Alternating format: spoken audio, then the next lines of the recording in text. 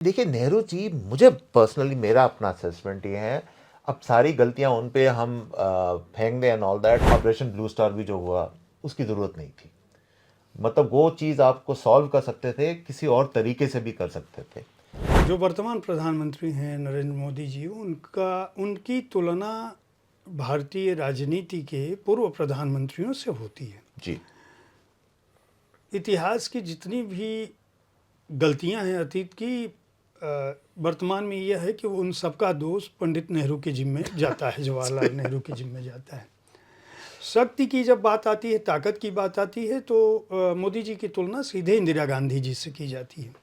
जी। मैं अगर आपका विचार जानना चाहूँ, चूँकि आप भी भारत के नागरिक हैं, लेखक भी, पत्रकार भी रहे हैं, लगातार इन स्थितियों को उतना ही रूबरू होते रहे हैं जितना हम सभी या जो लोग, जो युवा पीढ़ी है खासकर, उसको बड़ी जिज्ञासा होती है जी। जी। कि वो समझ नहीं पाती, क्योंकि उसने न तो नेहरू के युग को देखा है, न उस रूप में पढ़ा है। उसके सामने जो फैक्ट्स हैं वो सोशल मीडिया पर आ रहे हैं या व्हाट्सएप पे आ रहे हैं, जो जी। नेहरू के समय और इंदिरा जी के समय में नहीं था। जी। नरेंद्र मोदी जी को इस बात की एडवांटेज है कि उनके सामने ये समय है जिसमें वो इन माध्यमों का इस्तेमाल अपने पक्ष में कर सकते हैं। जी। लेकिन अगर आपसे मैं पूछूं कि आपको अगर इन तीनों का तुलनात्मक अध्ययन करना हो या बताना हो, तो आप इन्हें किस रूप में देखने की कोशिश करेंगे? शुरुआत करते हैं इंदिरा गांधी से। मैं नेहरू पे बाद में थोड़ी बात करूंगा। देखिए, इंदिरा गांधी के मैंने आपको जैसे अभी बताया, उनके दो स्वरूप हैं। एक जो वो माँ दुर्गा वाला जो लोग कहते हैं, वो सच है टू सम एक्सटेंट, क्योंकि देखिए लड़ाई तो मानेकशॉ और आर्मी ने लड़ी थी, मगर देखिए पॉलिटिकल डिसीजन मेकिंग कि आप ये सब करो, ये बहुत बड़ी चीज़ होती है। क्योंकि सबसे बड़ा ये होता है कि क्या आप में वो ताकत है कि आप ये ऐसा डिसीजन ले भी सकते हैं। तो उन्होंने ये डिसीजन लिया और ये उनको क्रेडिट को जाता है। तो इंदिरा, एज ए सेट, कि इंदिरा गांधी ये बहुत बड़ी। और मुझे लगता है वर्तमान में जो प्रधानमंत्री हैं, उन्होंने शायद मेरे ख्याल से कभी ऐसा, जहाँ तक मेरा ख्याल आता है, जितनी स्पीचेस मैंने सुनी है, डायरेक्ट रेफरेंस तो शायद नहीं दिया होगा, पर मुझे भी लगता है कि कुछ हद तक उनको भी प्रेरणा और थोड़ी उनको ताकत मिलती होगी कि इंदिरा गांधी ने जो करा, ये बहुत बड़ी चीज़ थी। और एक नेशनलिस्ट पॉइंट ऑफ व्यू से मेरे को भी, मतलब, कुछ करना उस चाहिए। मकाम पे, और वो जो अब डिफरेंट सर्जिकल स्ट्राइक्स जो हुई हैं, वो एक्चुअली उसी का क्रम है, उसी का हिस्सा है। तो हमें एक तो वो उस पॉइंट ऑफ व्यू से समझना पड़ेगा।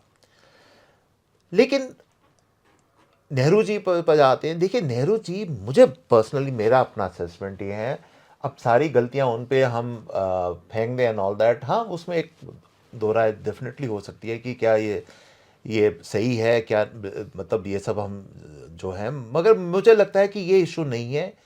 इशू ये है कि मे बी शायद अपने युग के वो, शायद he was the right person at that time. मैं इतना ज़्यादा उनके युग से इतना वाकिफ नहीं हूँ, to be honest with you, क्योंकि मुझे इंदिरा गांधी के युग से ज़्यादा जैसे है समझ है। उस टाइम ये गलतियाँ हुई या नहीं हुई, जो अब सब हम कहते रहते हैं, मेरा ओपिनियन इस पर कोई है नहीं, कोई खास ज़्यादा। But he was definitely on the softer side.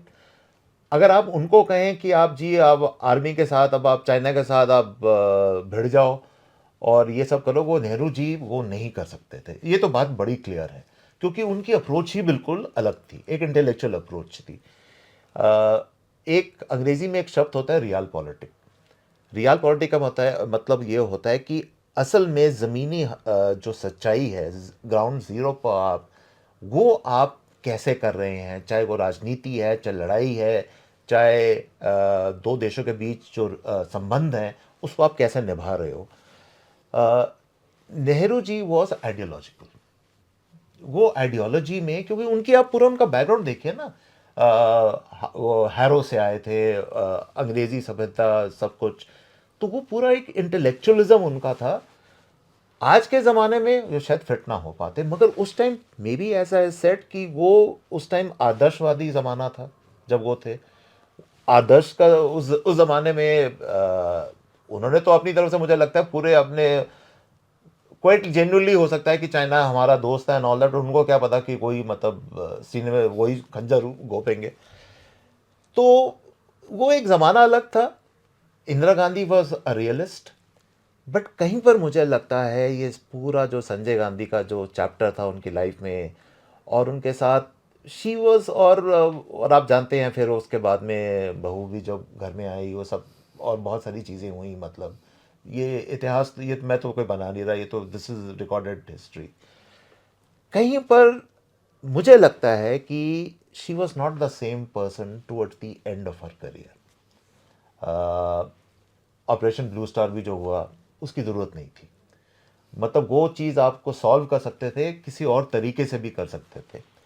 तो गलतियां कुछ हो गई, but as far as I am concern मेरे लिए बहुत ही फैसिनेटिंग पर्सनैलिटी हैं, क्योंकि ऐसी पर्सनैलिटी दोबारा शायद हिंदुस्तान में कभी कोई नहीं आएगा। वो जिसे कहती हैं उनमें बहुत कुछ था जो कि सराहनीय है, बहुत कुछ था जो शायद नहीं होना चाहिए था। She was a mixture of a lot of things. Uttar Korea का आप कोई एक्सपीरियंस, उसके आधार पर कोई आपने किताब लिखी क्या?